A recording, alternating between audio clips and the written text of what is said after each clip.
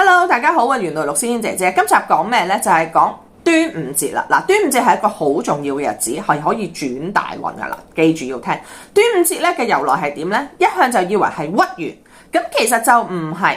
古時嗰啲人咧就睇星宿咧而嚟定，佢哋就叫做蒼龍節，就唔係叫端午節。好啦，蒼龍節係點解呢？大家有聽過噶？左青龍，右白虎，前朱雀，後玄武。咁因為咧嗰個青龍啊，嗰個星宿啊，佢就喺5月初5咧就飛到最南邊最高嘅地方，咁就叫做咧飛龍在天啊，真真正正。咁全部以前古時嗰啲人咧就會祭龍啦、祈福啦，希望咧條青龍啊就會帶來好運啦、轉運啦、驅邪啦、抗菌啦、抗毒啦，全部都好啊！咁所以佢哋呢個係非常非常重要嘅節日。咁好啦，點解會咁呢？因為古時咧，大家會聽到嘅5月咧就叫做五毒月、九毒日嗱，大家真係攞張紙出嚟。五毒月點解咧就有5毒嘅？就係咧有濕毒啦，大家咧會覺得條脷咧，哎呀好厚啊，個人好攰啦。2咧就叫熱毒，熱毒咧真係大家會長痘痘啊，即刻年青人就會有喉嚨痛啦。3咧就係寒毒，就會咧手腳冰冷啊，成日覺得咧自己咧好唔舒服咁，已經有好多粉絲同我講，我唔知點解好唔舒服啊個人。4咧就叫做風毒啦，風毒咧即係咧最出風爛啊，皮膚嘅病啊。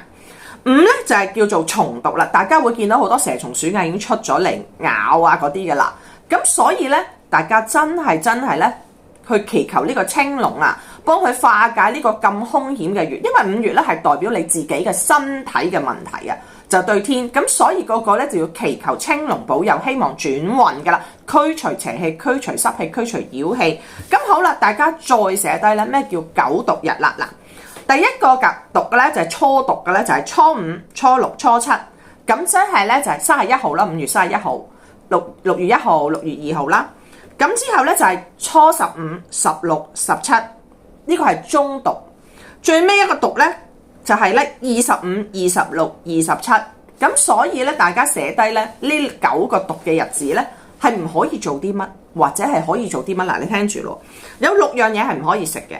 古時嗰啲人話韭菜啦、生菜啦、松菜啦、茄子就唔好食。2就係蛇啦，同埋咧就係鱷魚肉。3油膩嘅嘢。4啦就係鹿嘅肉同埋馬嘅肉。5咧就係羊肉。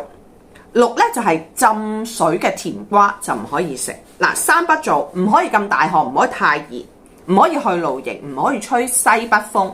嗱，大家咧趁呢個月咧就可以翻身㗎啦。5月初5呢日係非常重要嘅。